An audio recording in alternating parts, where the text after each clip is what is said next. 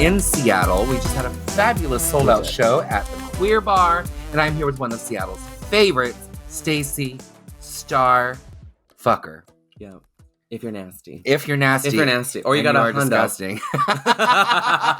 Look at us. We look like a couple of redheaded sluts up here. Ooh. I like it. Well, I don't know. You look like bougie and fabulous, and I look like Lucy from Charlie Brown going through a midlife crisis. But I'm not mad at it. Okay, Stacey, we're going to jump right into this. Now, I've gotten to know you pretty well over the last couple of years. We've spent some time doing some shows together. We spent some time at Disneyland, had a great time. We scared the hell out of your friend. What's her name?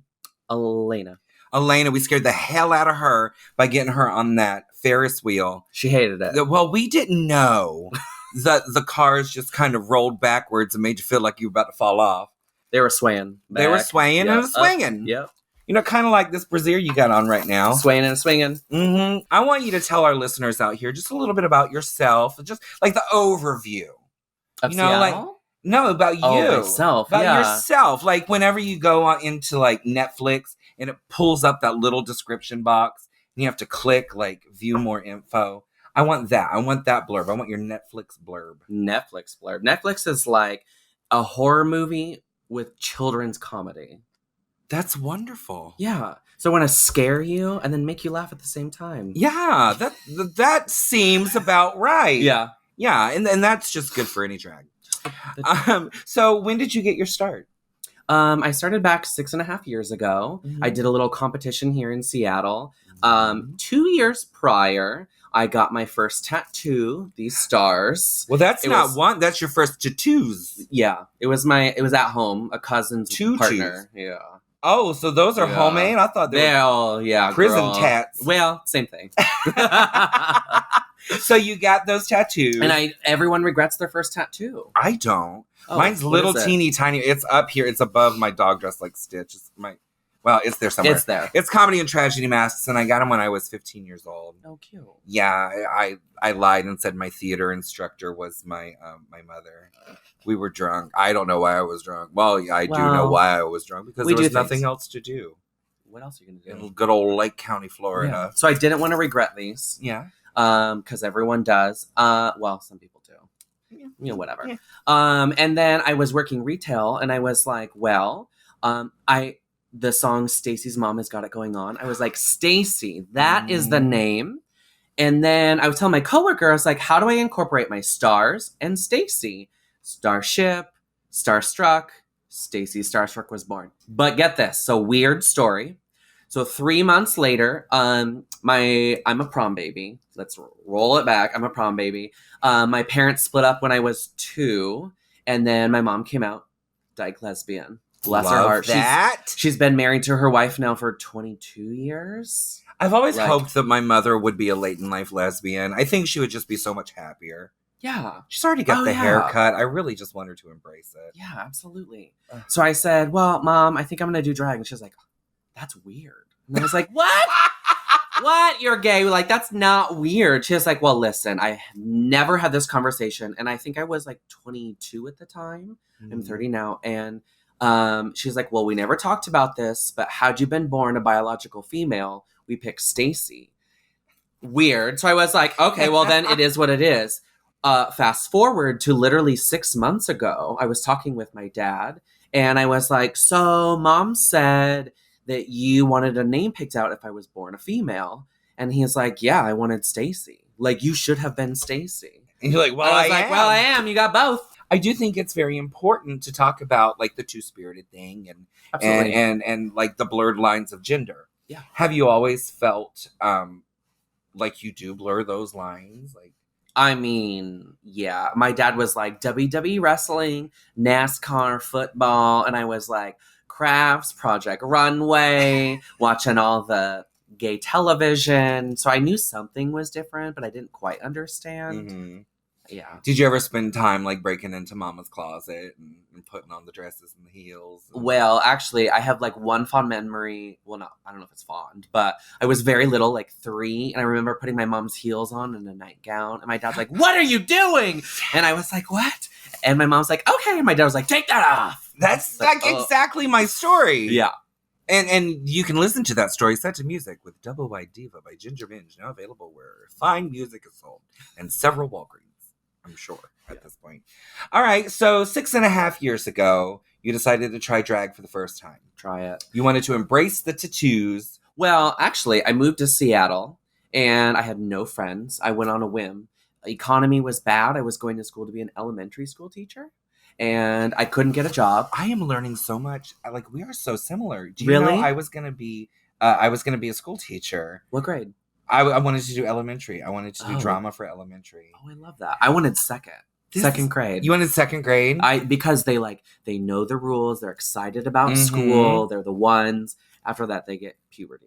My sister Stacey she was a special education 4th grade teacher for 25 years in the same school, and then this year she switched to middle school because she moved over to Orlando, where we are from Leesburg, and she's finding her way. We'll say it.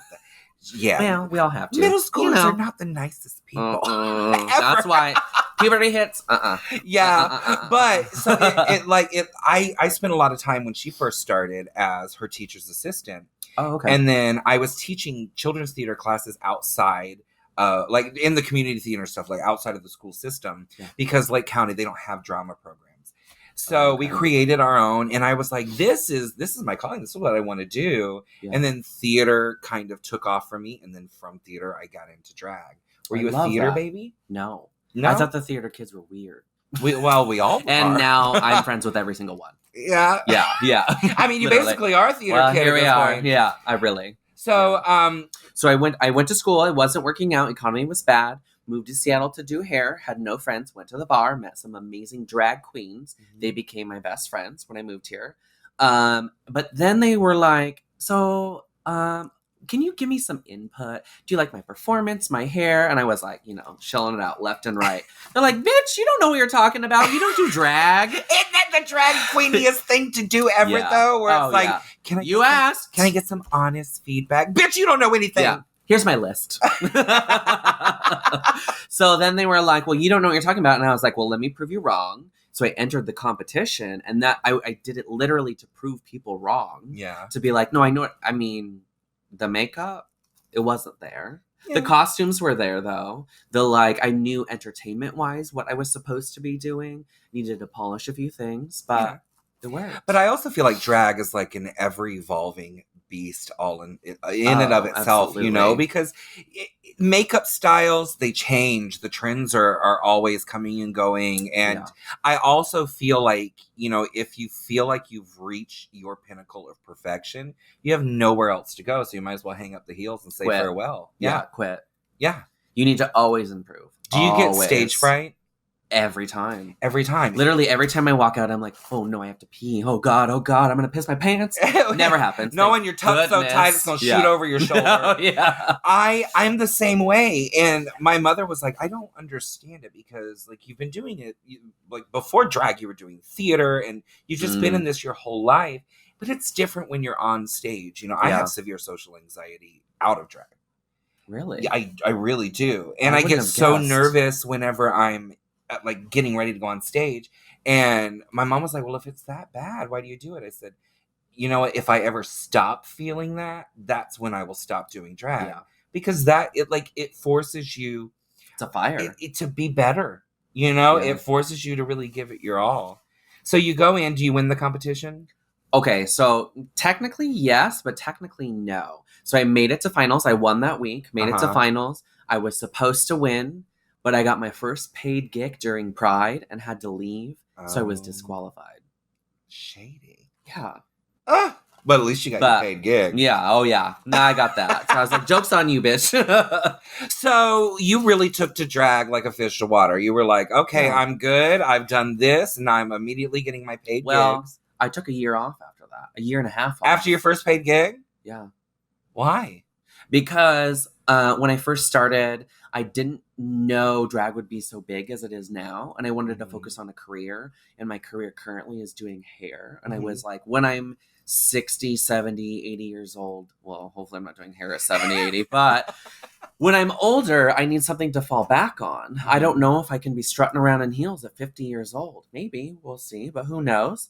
I don't know why you kind of looked at me for confirmation. I ain't that old. You have some friends. I'll call Mrs. Kasha Davis and ask her. She'll tell me how it's going. Yeah. So I focused on that, and I was like, okay, got this down. Now refocus on drag. Mm-hmm. I think that's smart. I think it's a very smart way to do things. You know, when I first started doing drag, I've spoken about this before, it wasn't what it is now. You know, I've been doing it for 16 years now. And, you know, when I first started, there weren't YouTube videos. We were going into like Walgreens and buying like the Max Factor pan sticks, and I used Dollar Store NYX as like a stick just in my first foundation. Yeah, but they didn't even have that. Really? No, like I mean, it was like the products were very limited. The techniques were just kind of what you picked up from the girls in the dressing room. Yeah. And my drag mother, I know I've told this story before, and these people are gonna be like, "Shut up about this." My drag mother, when I first started, she would paint half of my face, and she would make me copy it on the other side. And she was like, "If you look like you have been melted in the microwave, you better pull the bang down lower, but I'm not going to do it for you." Here we go. And it really forced me to like sit there and work on it. Yeah. So like, how did you learn your face? Me? Yeah. Well, I actually would paint, and then I would sit backstage and just stare like a creep at all the other drag queens. And I'm like, how did you do that eye? Where's the cut crease? Like I had a local queen, Kalina Marcos, paint my face one time. And then I had one other queen paint my face, but it was all just watching everyone else. I just sat there and watched it like in awe, like, oh, okay. Like, oh, maybe not the best decision for me, but looks great on you. And then take little bits and pieces of everyone to create this. I have said before, and I will say it forever, local girls get kind of a raw deal when it comes to the audiences. Because the audiences, I have learned, sometimes they are fans of Drag Race and not fans of drag. Yeah. And do you feel like when you work with somebody who's been on Drag Race, what kind of atmosphere do you feel? Like, what kind of pressure do you feel from that audience that isn't necessarily on your side from the moment, you know, you hit the I would stage? say, look. So, like, they have this idea of Drag Race budget, and you got a local girl budget. But they want you to be, like, blinged out, head to toe, looking like the one who's winning the runway fashion show of blah, blah, blah, blah, blah. Yeah. But I'm like, maybe I'm only paid $50 that night. Yeah. Like, from the bar. I mean, I'm making tips, thank goodness. But Absolutely. But we're working hard. I'm like, that pressure alone is stressful for so many girls to be this standard when we don't have a television platform. Yeah. We just have social media, if you can even use it, or like if people are using it. Depends on where you are. Well, I was first on season 7, so there had been 6 seasons plus an All-Stars before I was even on the show.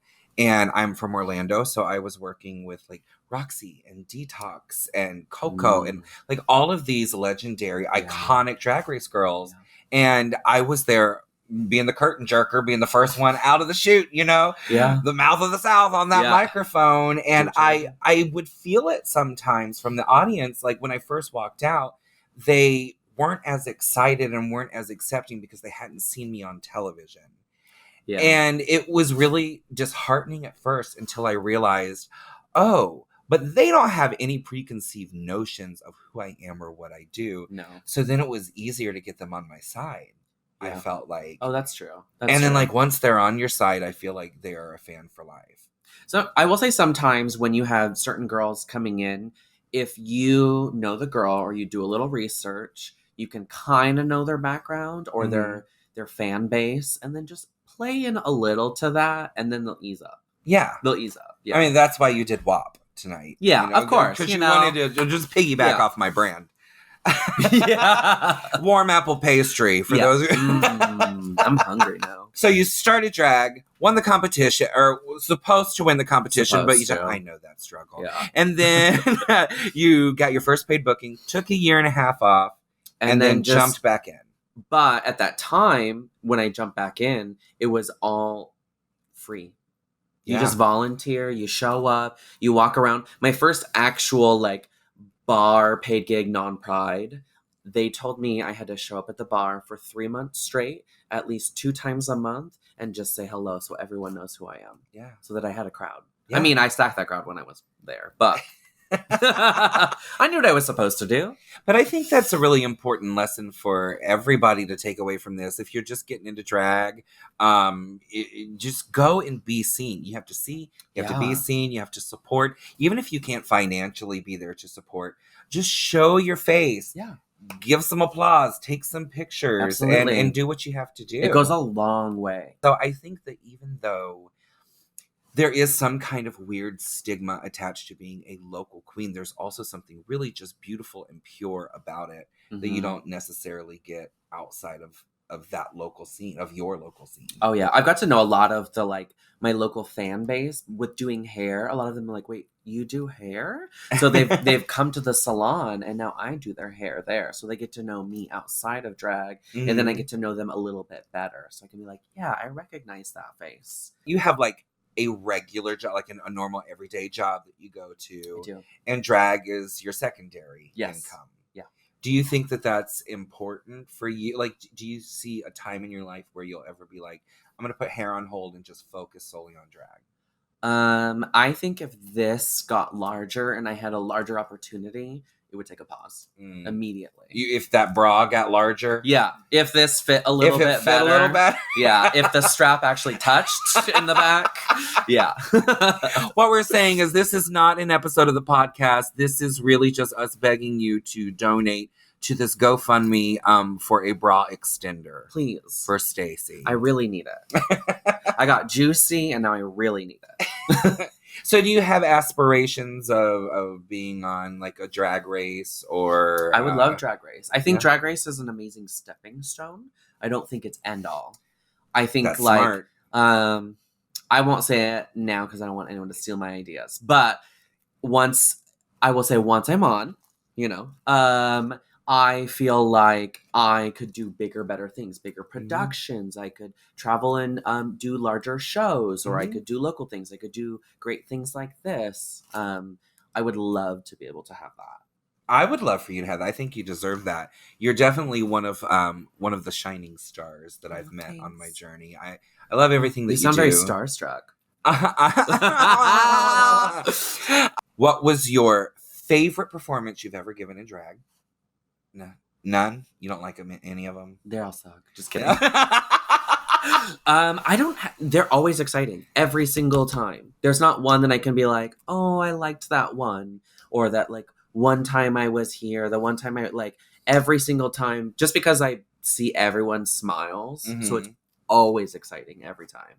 Well, so that's... Sorry to ruin that question. Bring me to question. my next question, which is actually the better question. What is your least favorite performance ever? I've done a couple. I love the audience and I love the space, but it was like 5 people in the middle of nowhere, or also in the middle of like, they don't know what drag is. Yeah. I could hear my lips move. I could hear the click clack on my heels. I could hear the unzip of the jacket. It was a struggle, but we did it. Yeah. Yeah. Well, and I think those are the ones that really make you appreciate the other times a whole lot more. Yeah. I'm like, thank goodness for loud music. And then I have 2 more questions. Yes. 2 more. 1, what is your definition of local queen? Local queen? Like in Seattle? Just in general. Like, when you hear local queen, what do you think? The one.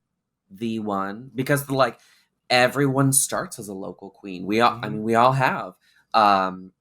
You can be a bedroom queen. You could be an art queen. You could be a gag queen, a stunt queen, a pageant queen. Like, you're the one. No matter what area you're in, you're the one. Mm-hmm. And my final question for you is, what advice would you give to any local girl out there, or somebody who is looking to become a local girl? Quit. Just kidding. No.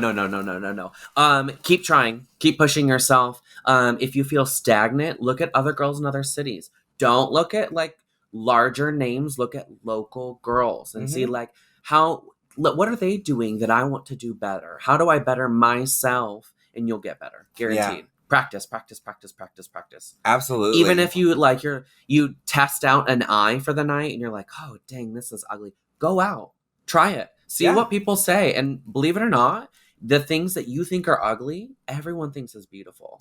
I agree with that completely. I have learned that. Because I'm like, oh, I look a mess. And they're like, you've never looked better. I'm like, okay. I know. Every time I take like 5 minutes to paint, my husband goes, you've never looked more gorgeous in your life. I'm like, you can see my mustache. Thanks a lot. He's like, I'm really into bearded drag right now. You look great. But no, I agree with you. Like, don't look at the girls that you see on TV or in movies and all that kind of stuff as kind of where you want to go and who you want to be. Like, I remember I didn't want to be RuPaul. I didn't want to be the Roxy Andrews or anything like that. I wanted to be Carmela Marcela Garcia, who was known as the Mouth of the South, and she won like every national pageant ever. And I am slowly morphing into her as I see our photos side by side sometimes. But she was so funny and so beloved, and she had a career way before Drag Race even existed, and up until the day she died. Like, just so wonderful and so long. Like 40 years. That's crazy. Of just being a superstar. That's wild. And she created it herself. Do you think you'll do this 40 years later? Well, I've only got like 3 years left until my 40th. TikTok. I only have 3 years left on TikTok. Speaking of TikTok, make sure you go and follow me on all social media. You can find all of that information at gingermingeonline.com. That's gingermingeonline.com, not gingerminge.com, because that's porn. It is also me. But you don't want to subscribe to that. And where can our listeners follow you? Instagram, I'm Stacey. That's with an EY. Stacey, Starstruck. Facebook, Stacey Starstruck. Miss MS _Starstruck on Twitter. I'm not very good at Twitter. See, that's the one I'm real good at. I'm trying. I love it because all you have to do is be an asshole on Twitter. You're right. Well, there's a lot of assholes your asshole on Twitter. Yeah.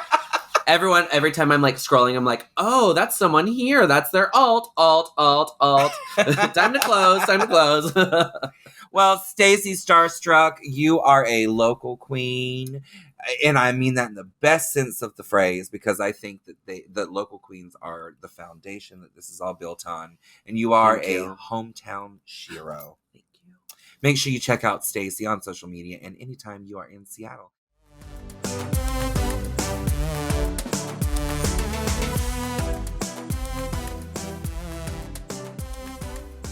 Well, hello, howdy, and hey there, everybody. It is Ginger Minge. I'm here in beautiful Windy City, Chicago, with one of my new favorite people. This is Mel DeVille. Hello! Or am I saying that? Is it caramel or caramel? It is caramel if you're nasty. And I am disgusting. So you out there, take your pick when you're listening. So you beautiful, gorgeous, stunning creatures sitting next to me, I want you to just introduce yourself to our listeners with a quick little overview of Mel DeVille. Yes. Well, hello, listeners. I'm the new bearded beauty of Queerstown here in Chicago, Mel DeVille. I moved up here 2.5 years ago from South Mississippi, the Biloxi Gulfport area. Oh my goodness! Yeah, she may be familiar, a little Vegas-y down there. And did as much as I could do drag-wise and career-wise. And me and my partner were like, it's time for a big city. And Chicago was it for us. We came up here and literally took a little break because of the world in flux last year. Well, there was a little thing going on called a pandemic. A pandemisha. But we're back to normal now. Yeah, so just running and taking over the city. I won't say back to normal. No. Because I did have to borrow a mask from you, a shield from you tonight. You were like, oh, this works fine for me. I said, yes, but you're not shaped like the Stay Puft Marshmallow Man. I put that thing on. It was like doing drag in a fishbowl. Hello, my name is Ginger Minge, and welcome to Roscoe's Tavern. It was very that. Or just pull up if you want to supersize. But yeah, we're back to a sense of normalcy, so it feels good to get back out there and work with like all the queens coming in the city like yourself. So I'm honored and thankful. So when did you come to Chicago? It was 2018, March 2018. It was March 1st, exactly, when we moved here. March It just 1st. everything. I just remember dates like that, and I was established in my drag. I was like 5 years into it, so I knew moving to a new city, you have to compete. You have to put your best heel forward, put your heel in all the doors, let them know you're here. And I didn't win all the competitions. I won a handful, but they saw I was here to compete, and with a smile and a few chin hairs. Well, and like, if you can't put your heel through the door, you put it through their eye. And yes, I like learned that. Single White Female. Do you remember that movie? Single White Female. No, I do not. You do not? How old are you? There's a country song called Single White Female. Or, no? Single White Female. Well, there's a country song called Double White Diva, and that is my new album. It's available on all streaming platforms and the trunk of my car. I am 30 years young, so that may be... You're 30. I just turned 37. Oh my God. You don't look a day over 22. Oh, I'm a size 22. Does that count? It matches, yes. There's math somewhere that works out, yeah. So you're a bearded queen. Yes, ma'am. And you're also a queen of color. Yes. So what was that like in Mississippi? Well, it was not received well at all at first, because if you're not familiar, the structure for drag where I come from in the South is very pageant, very... Oh, honey, yes. Yeah, what am I talking about? You know. It's what I was raised on. Big hair, big tits, big gowns. So yeah, I started there, and then when I was like, okay, I don't think this is me. I feel what they're all putting into this, but let me tweak it. Let me do these things that you're saying, but apply it to how I want to do my drag. And then when I was beardless for maybe a year and a half, and then something just changed in me, and I was like, I want to do more androgynous, masculine energy type of things with my drag. And so when I applied the beard, gave them a little prince, that's what helped people understand my bearded journey. Yeah. Why couldn't we do a Prince? You should have just done Prince. Baby. On Celine then. Yeah, why not? I'm sure they were friends. The Celine Dion show and Prince. She was a queen. Honestly. He was the prince. Honestly. And you could be a little bit of both. Hey, and I try to every time. I love it. So tell me what kind, yes, the bearded drag, fantastic. I love that. It's really, it's kind of taking over now. It is. You know, people are getting more, I don't want to say comfortable with it, because it's not really about other people getting comfortable. Fuck them. They're getting lazy, not shaving. That's what that's all. What do you think that we saw an influx of bearded queens after quarantine? Mama, when I say all these pageant ladies and just natural giving feminine energy drag queens, when they come out with all these beards and mustaches, what are y'all doing? There's only room for there's room for all of us, but what is going on? Do not take my lane. Let me stay in my lane, please. Well, but there is a thing. Now, I when I first saw bearded drag, I thought it was lazy. Okay. And then I'm going to tell you why. Because I was raised with the whole Southern pageant thing, and they're very strict about, you got a little stubble right here. It's that's my Velcro. It keeps my lipstick from comes slipping. right off. But I also realized after I saw Lucy Stool, yes, icon, who is an icon, and I love and adore. You actually remind me a lot. She's an inspiration for me. So yeah, I can tell. I can tell that really has rubbed off on you.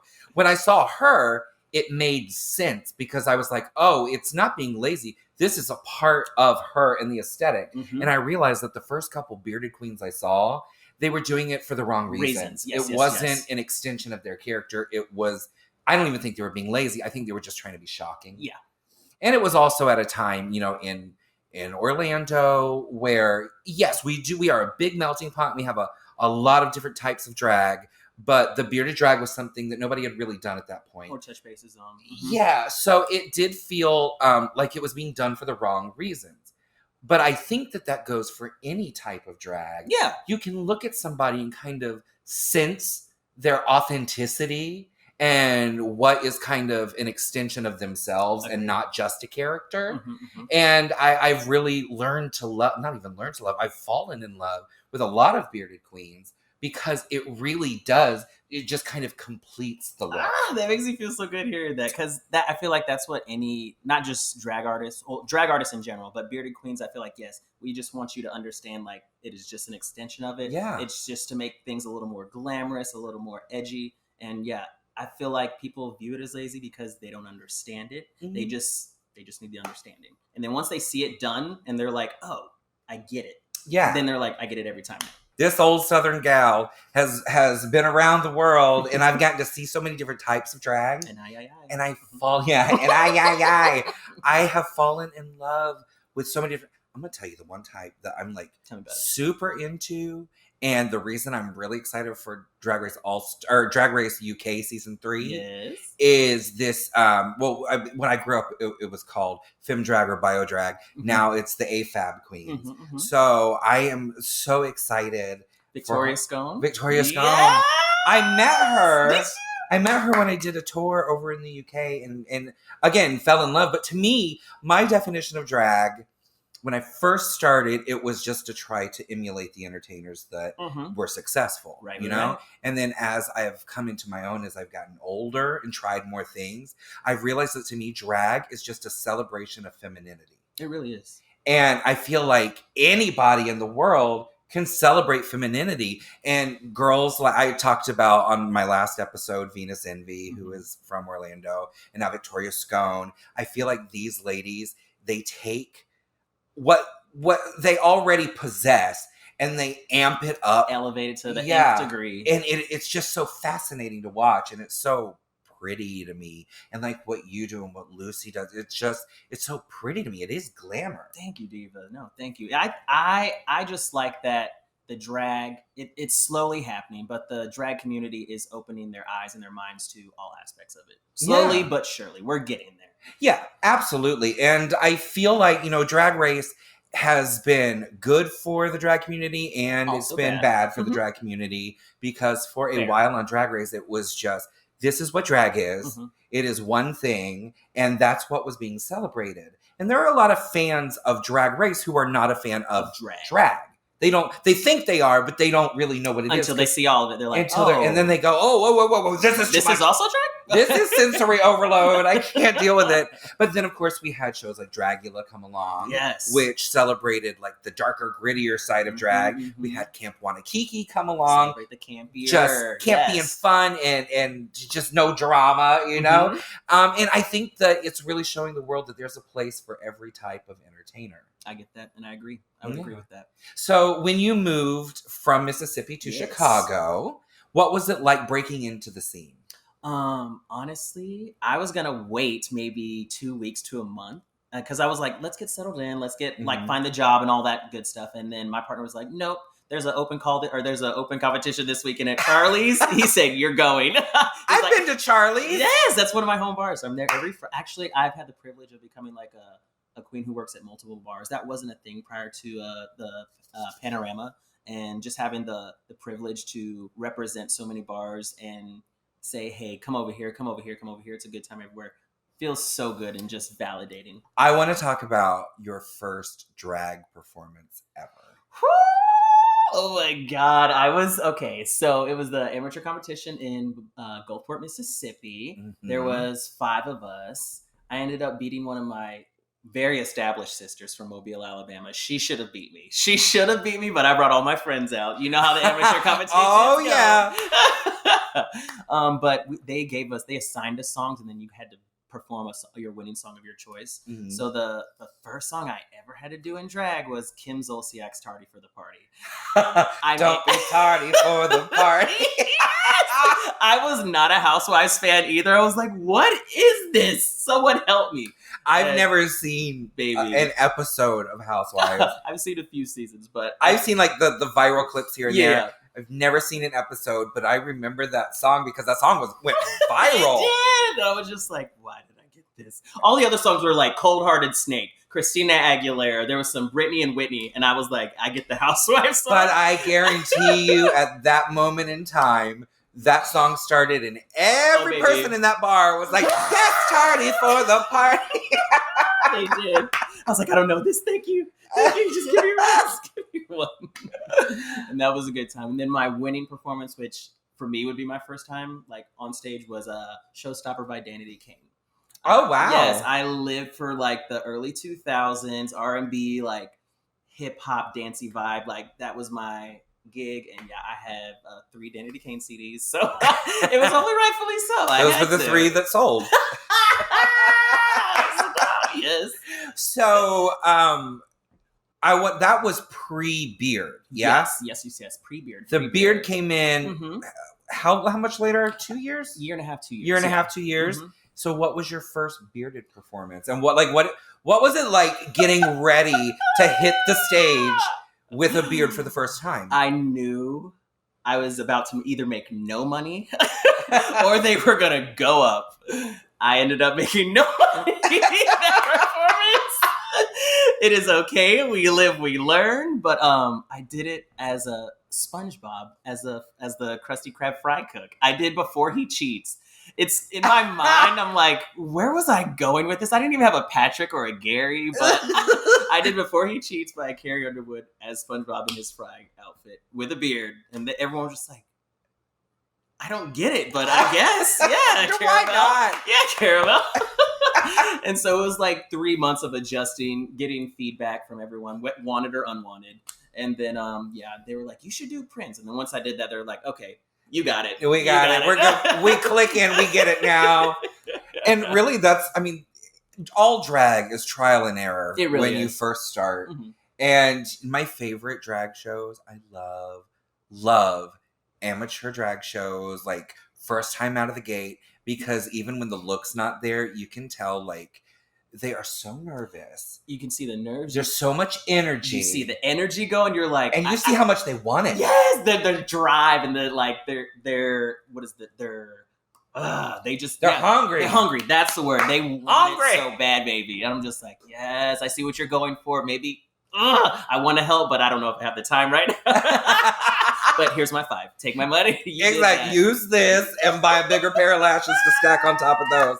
No, even when the drag itself is not polished, the newer girls, I feel they want that moment so bad. Yes, they do. They have a lot of power and they don't know yet how to use it. Yep. But once they harness it, and that's the really exciting thing. You know, I never wanted to be a drag mother. But after 10 years, because I was like, nowadays these girls run out there and they've been doing drag for 2 weeks. Mm-hmm. And they're like, oh, I've got 7 drag kids and 24 like drag grandbabies and all that. Like, who are you raising? I'm called DHS. Well, right.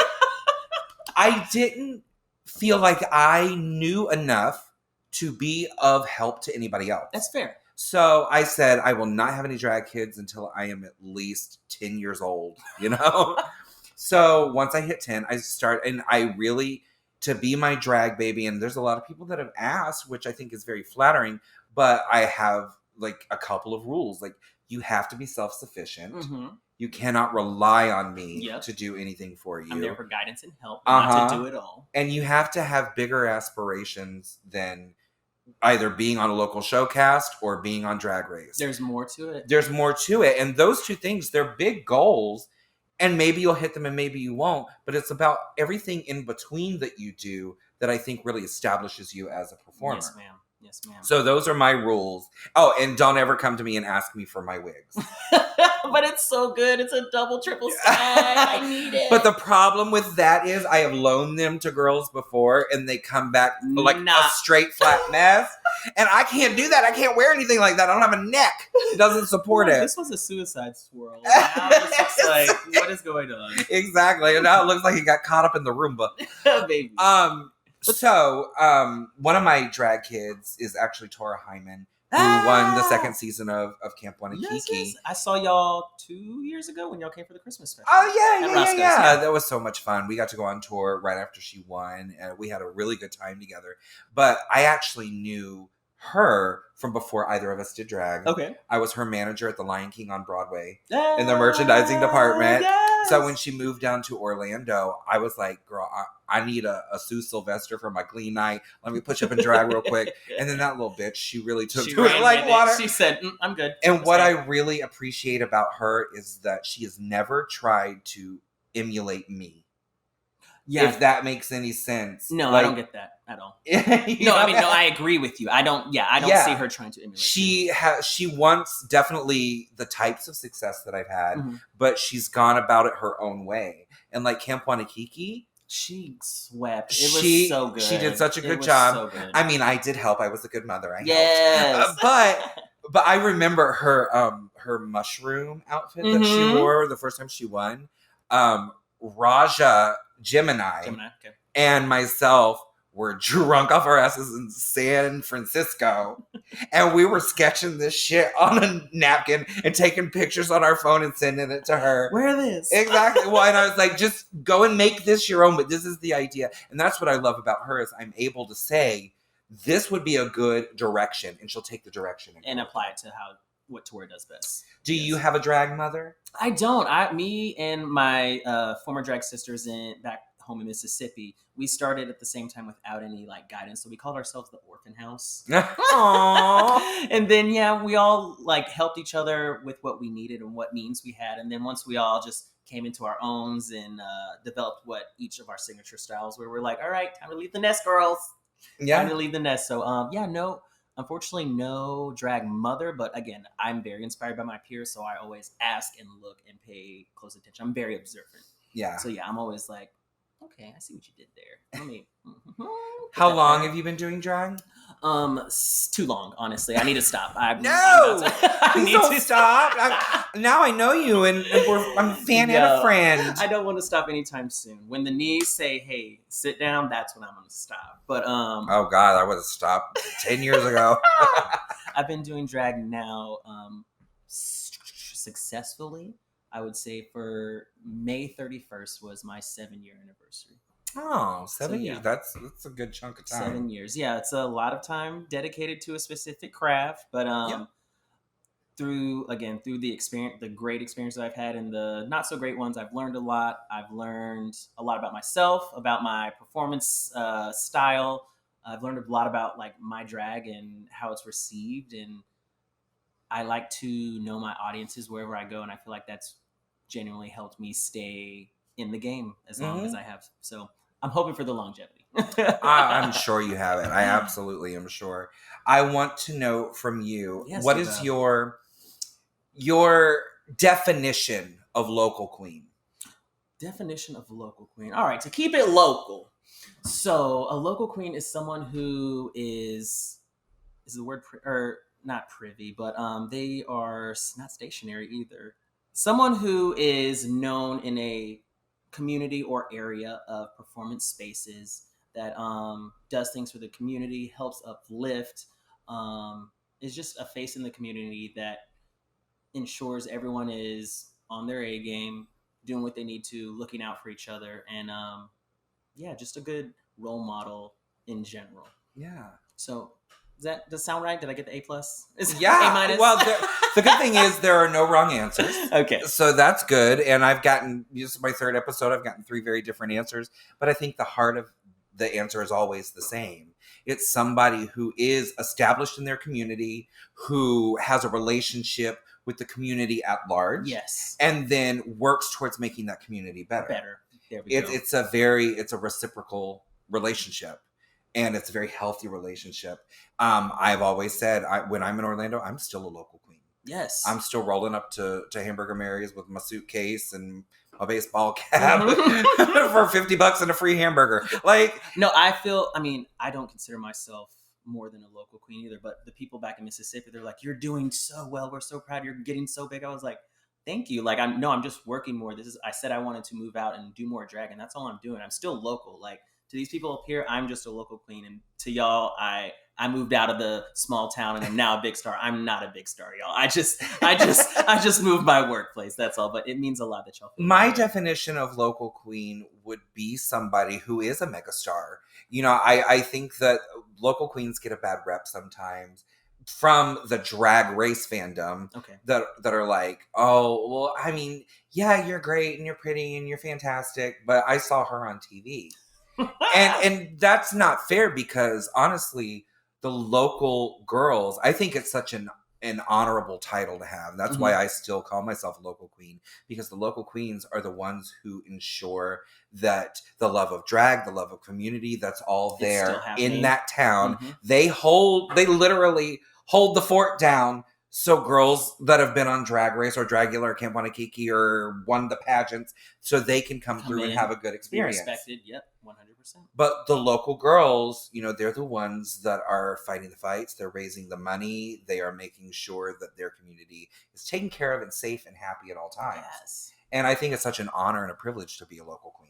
You know, when you say it like that, it really is an honor and a privilege, and it seems like work. It seems like more work than what it really is, but no, it's not. It's what I wanted to do, and I feel like it's what a lot of the people in drag or in a drag community want to do. So yeah, just keep doing it. You are doing it. I am such a fan now. You're doing it, Jen. You're just doing it, gal. So before we wrap this up, I know I'm running a little bit late, but I love this conversation.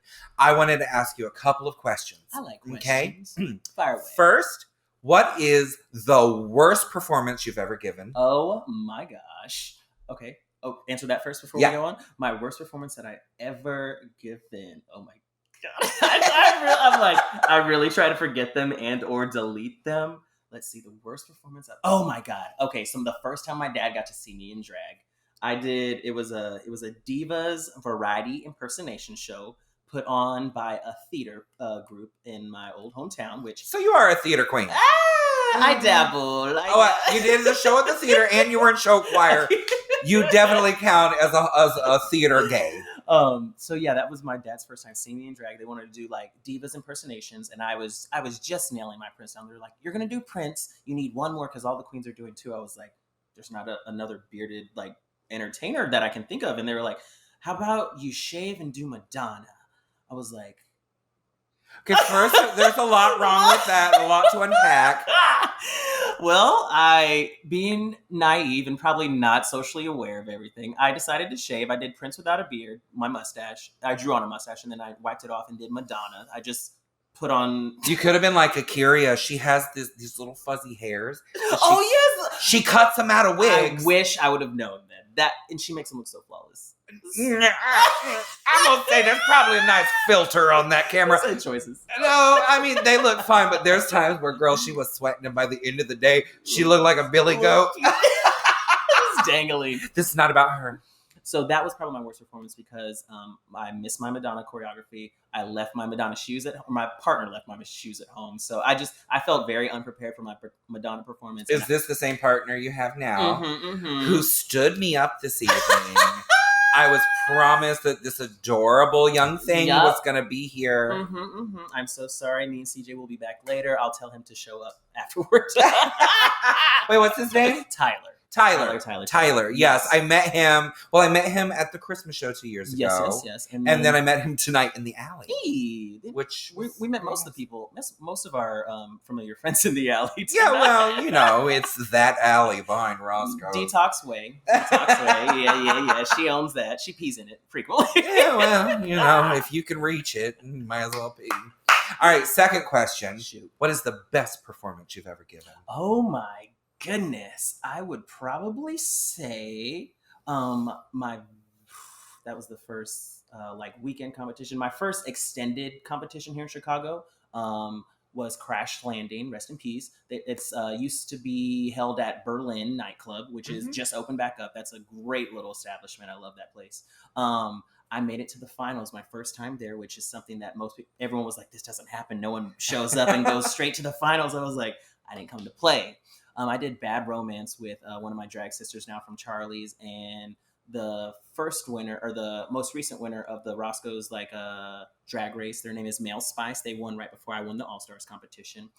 They backed up dance for me and we did Bad Romance, and I feel like that's when everyone was like, pull up a chair, you're here, pull up a chair. That was probably a really good moment that I will never forget. I have so many videos of that, and when people say the first time I saw Caramel, it was that moment right there. So I love that. I got to judge right after season 7. I judged Roscoe's Drag Race, their competition. It was the finals, and somebody came out and did the Grinch in full drag, full prosthetics. It turned it for me. The first time I saw a Grinch number was Aurora Sexton. She did the whole prosthetic. She's so good. Was so fierce. She's so good. And the part that makes me hate her is that she's also one of the nicest people. Oh, baby, yes! Yes! So it's like, you can't be pretty and nice and talented. I know, bitch. Get out. Room for all drag except hers. Okay, so what was your worst performance, Ginger, if I can throw that back at you? Flipping the tables! Flip. My worst performance? They've all been so... mediocre. I thought you were going to say good. No. I would say there was a time I also got asked to do. It must be his thing with celebrity impersonation shows, because I was asked to do it as Adele. Okay, this is before Drag Race. I don't really do celebrity impersonations. My house, my ass. So I did Adele, and it was at the Ritz-Carlton in Orlando. So it was like we rolled up in this Rolls Royce, like this old vintage. Got out. It was like a red carpet experience. It was gorgeous. It was so wonderful. So it wasn't really the performance, but I opened it up and I went to take a step on the red carpet, feeling my fantasy, and just fell right on my freaking face. And I scraped my knees so bad, wearing one pair of tights, girl, because I couldn't afford it anymore, that my legs started to bleed. So, you know, those tights, they really soak up the blood. So by the time I went out there, I just had these just dried up, nasty blood stains on my tights, just running down the front. It looked like Adele was having a heavy flow day. Oh my goodness! But I didn't let it stop me. The show must go on. I still stood there and waved my hands like this, you know. Turn the tables. And then I think, you didn't ask, but I'm going to say, I think my best performance of all time would probably be I Am What I Am on the Trailblazers. It's the one people really connected with. And I think that was because it was one of the first times I really allowed myself just to be open on TV. You know what I mean? Good. Like in a setting, in a bar, in a club, in a theater, anything like that, it's easy to have a connection with the audience because you're there together, you're sharing an experience. But when you're on film, it's different because there's nobody there. It's just this big intrusive camera, and you're supposed to act like it doesn't exist. And it really makes you kind of not shut down, but it doesn't allow you to really open your heart up. You know what I mean? I would say, Ginger, though, however, whenever I see you perform, bitch, you are in the pocket of that number. Every time I've seen you, you know all the nuances, and it's just the level of emoting that you do and storytelling with just your face is. Well, we're supposed to be done, but I would like to go for another hour now. Go on. Keep going. We won't edit this out. We'll just edit down to this. Okay, so 2 more questions, and then we're going to be done. Let's get it. My next question: who is your favorite local queen? Favorite local queen? And it can be from here. It can be from Mississippi. It can be wherever. Favorite local queen here in Chicago? I can't pick one, Ginger. Then give me a couple. Okay, shout them out. I just want to know who you watch that inspires you to do better in your community. Miss Toto. That diva is a bodybuilding drag activist. The level of commitment they put into their activism is inspiring is what I aspire to be, because it is so inspiring. Mama knows how to get things done. When it comes to someone that I look to who is just a sickening performer in this city, Alexandria Diamond. She's one of our house queens at Charlie's. She is so next level when it comes to like just execution of her performances and just being just an overall great drag queen. Like, and then when it comes to concepts, humor, and comedy, I would say probably Maureen San Diego. Are you familiar with it? I am not. They are the premier female impersonator.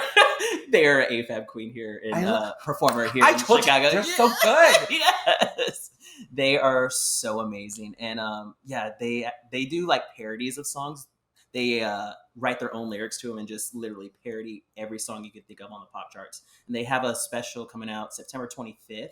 It's called Problematica. They're doing a spoof show of Chromatica by Lady Gaga. I love that. Well, you have better chance of your concert tickets being honored for that than you do for Chromatica. So yeah, it's just all the different styles and like activism things that the entertainers do in this city that I'm so inspired by, and that continues to push me to like go to the next level or do the next thing that someone maybe hasn't thought of, or bring up the issue that someone hasn't thought of, just to bring it to the forefront. So now my last question. What is it? What advice would you give to anybody out there who considers themselves to be a local queen or who is looking to become a local queen? stop immediately. Ah! Do not pass go. It's a trap. No, I was gonna say be prepared to invest time, effort, blood, sweat, tears, maybe a little coin into the craft. But don't compare your successes to the successes of your peers around you. Your time will come. There's going to be a moment for you, whether you feel it or not. But don't measure where you're at based on what everyone else is doing around you, because you are special and you're doing this because you felt drawn to this for some reason, and that reason is going to reveal itself sooner, hopefully, than later. That is a very good answer. It's a great answer. It's a pageant answer. No. Thank you. And I'm contestant number 12. Yeah, Mel well, DeVille. girl, you won question and answer. And I just to piggyback off of that, I think, a lot of people have asked me, like, oh, are you mad you didn't win? You mad you didn't win? No, because I have always lived my life by no regrets, because everything happens for a reason. It does. And wherever you are now is the path you are supposed to be on to lead you to the bigger and better things that are for you. Mm-hmm. Because what is for you is only for you, and nobody else can take that away. Oh, I love it. Except for you. So don't block your blessings. It's Don't the get in truth. your own way. Where can all of our listeners find you? So you can find me on all financial platforms at KM DeVille. That's KMDVILLE. And you can find me on Facebook at Caramel DeVille. That's Cara with a K. And Instagram and Twitter also at KMDVILLE. Wonderful. And of course, as always, you can find me in the corner somewhere begging for spare change. Go to gingermingeonline.com, and it has all my social media right there. That's Gingerminge Online. Don't go to gingerminge.com because it's porn. It is also me. We don't talk about that in front of company. I love you all so much. I love you. I am Ginger. so grateful you came to do this with Thank me. you. Again, it's an honor.